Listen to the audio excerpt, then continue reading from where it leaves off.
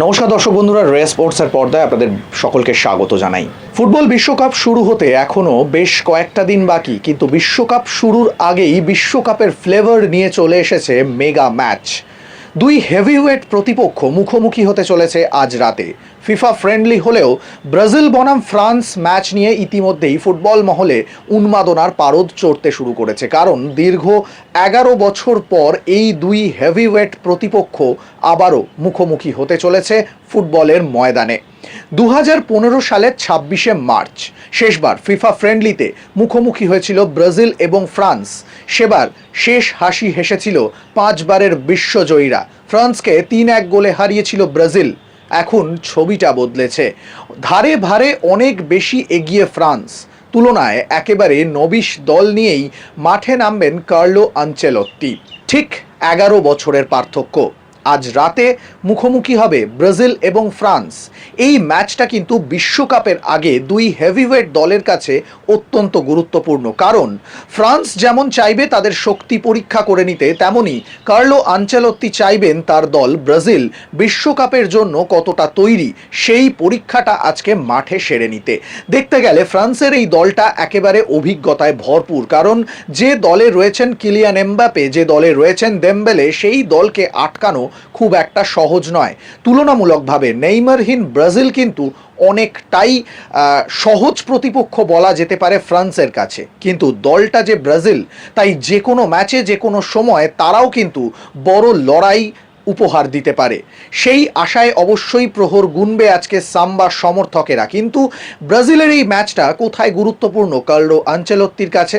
ফ্রান্সের বিরুদ্ধে মাঠে নামার আগে ব্রাজিলের হেড কোচ আগেই জানিয়েছেন যে যতই কম শক্তিশালী দল হোক, তিনি কিন্তু আক্রমণের পথ থেকে সরে আসবেন না, এবং পরিষ্কার বলে দিয়েছেন যে 4জন আক্রমণ ভাগের ফুটবলারকে নিয়েই মাঠে নামবেন তিনি। আর সেই 4জন আক্রমণ ভাগের ফুটবলার কারা, এটা কিন্তু অনেকেরই জানা, কারণ কার্লো আনচেলত্তি তার দল অনেকটাই প্রকাশ করে দিয়েছেন। বাঁদিকে থাকবেন ভিনিসিয়াস, এই মরশুমে তিনি দুরন্ত ছন্দে রয়েছেন। ডান দিকে রাফিনিয়া, তিনিও কিন্তু গোলের মধ্যে রয়েছেন। ফলে ব্রাজিলের এই দুই উইঙ্গার অবশ্যই ফ্রান্সের রক্ষণকে পরীক্ষায় ফেলতে পারে। আক্রমণে ব্রাজিলের দুই নতুন তারকা ফুটবলার পেদ্রো এবং কুইনহা, এই দুই ফুটবলার কিন্তু অবশ্যই ব্রাজিলে বিশ্বকাপে কতটা পার্থক্য গড়ে দিতে পারবে ব্রাজিল, সেইটা আজকে তাদের পারফরমেন্সের ওপর ডিপেন্ড করবে। কারণ পেদ্রোর মধ্যে কিন্তু একটা বেশ গতি রয়েছে, এবং তিনি কিন্তু নিজের একক শৈলীতে বক্সের মধ্যে ঢুকে পড়তে পারেন, চকিতে শট নিতে পারেন। ফলে পেদ্রোর মতো একজন স্ট্রাইকারকে অবশ্যই যে কোনো দলের রক্ষণভাগ সমীহ করবে। কিন্তু যেখানে ফ্রান্সের অভিজ্ঞ ডিফেন্সিভ লাইন রয়েছে, সেখানে পেদ্রো কতটা সুবিধে করতে পারবে সেটা আজকের ম্যাচই বলে দেবে। কারণ বিশ্বকাপের মঞ্চে কোনো ম্যাচই সহজ হবে না ব্রাজিলের জন্য। তবে কার্লো আনচেলত্তির আক্রমণাত্মক ফুটবল কি ফ্রান্সকে বিপদে ফেলতে পারে, সেটাই হয়তো দেখার। অন্যদিকে ব্রাজিলের মাঝমাঠে কিন্তু অভিজ্ঞতা কম, একমাত্র ক্যাসেমিরোকে বাদ দিলে এই দলটায় কিন্তু বাকি যারা নিয়মিত দলের ফুটবলার, তারা কিন্তু সেভাবে আজকে সুযোগ পায়নি, বা তাদের মধ্যে অনেকেই কিন্তু দলে নেই। অন্যদিকে ডিফেন্সিভ হাফও কিন্তু একদম নতুন ফুটবলারদের নিয়েই কিন্তু রক্ষণভাগ সাজিয়েছেন কার্লো আনচেলত্তি। অন্যদিকে গোলের নিচে থাকবেন অভিজ্ঞ এডারসন। সব মিলিয়ে ব্রাজিলের দলে কিন্তু একটা ব্যালেন্স মেনটেন করার চেষ্টা করেছেন কার্লো আনচেলত্তি। তারুণ্য এবং অভিজ্ঞতার মিশেলে এই দল কতটা পার্থক্য গড়ে দিতে পারে, বা ফ্রান্সের রক্ষণের বিরুদ্ধে কতটা ভয়াবহ হয়ে উঠতে পারে, সেটাই দেখার। কিন্তু এই ম্যাচটা অনেকটাই বলে দেবে যে বিশ্বকাপে ব্রাজিল এবারে কতটা সাফল্য পেতে পারে। কারণ গত কয়েকটা বিশ্বকাপ যদি দেখা যায়, ব্রাজিল কিন্তু সেখানে সেভাবে জ্বলে উঠতে পারেনি। 5 বারের বিশ্ব চ্যাম্পিয়নরা কিন্তু দীর্ঘদিন খেতাবের অপেক্ষায় রয়েছে, খেতাব অধরা। আর সেই খেতাবের লক্ষ্য নিয়েই মাঠে নামবেন কার্লো আনচেলত্তি। তার কাজ এই ব্যালেন্সড ব্রাজিল স্কোয়াড নিয়েই বিশ্বকাপ জিতে ফেরা। সেই লড়াই কিন্তু সহজ হবে না কার্লো আনচেলত্তির জন্য। ফলে ফ্রান্সের বিরুদ্ধে এই ফিফা ফ্রেন্ডলি ম্যাচটাই হবে ব্রাজিলের জন্য অগ্নি পরীক্ষা। আগামী 31 তারিখ আরও একটা ফ্রেন্ডলি ম্যাচ খেলবে ব্রাজিল, যেখানে কিন্তু আরও এক শক্তিশালী প্রতিপক্ষ অপেক্ষা করে আছে তাদের জন্য। সেখানে ব্রাজিল মাঠে নামবে ক্রোয়েশিয়ার বিরুদ্ধে।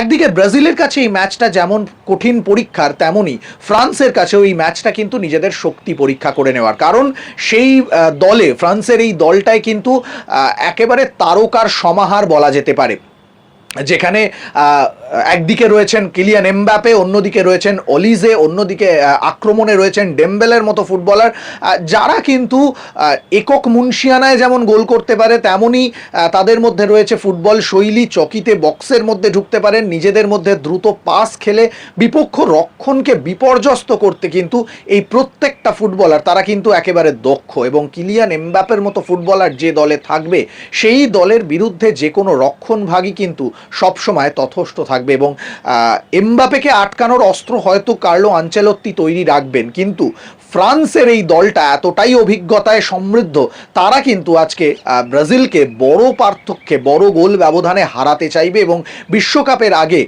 অনেকটা অক্সিজেন সংগ্রহ করে নিতে চাইবে এই ম্যাচ থেকে। কারণ ফ্রান্সের এই দলটা তারা যেভাবে গত কয়েকটা বছর খেলে আসছে, সেটা দেখে বলা যেতেই পারে এবারের বিশ্বকাপে অন্যতম ফেভারিট দল কিন্তু ফ্রান্স। সব মিলিয়ে আজ রাতের এই হেভিওয়েট দুই প্রতিপক্ষের লড়াই দেখার জন্য অপেক্ষায় ফুটবল মহল। এখন দেখার যে আবারও কি 2015-26 মার্চের পুনরাবৃত্তি হবে, নাকি এবার সব কিছু হিসেব বদলে দেওয়ার পালা ফ্রান্সের।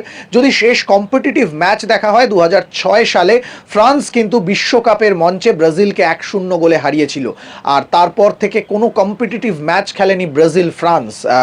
পরিসংখ্যান বলছে ব্রাজিল এবং ফ্রান্সের 12 বার দেখা হয়েছে, যার মধ্যে ফ্রান্স জিতেছে 5 বার, ব্রাজিল জিতেছে 4 বার, 3টি ম্যাচ ড্র।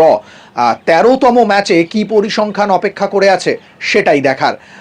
একদিকে যেমন ব্রাজিল ফ্রান্সের এই হেভিওয়েট মেগা ম্যাচ নিয়ে উন্মাদনায় ফুটছে ফুটবল মহল, অন্যদিকে কিন্তু ইতালি নামছে অত্যন্ত গুরুত্বপূর্ণ একটি ম্যাচে নর্দার্ন আয়ারল্যান্ডের বিরুদ্ধে।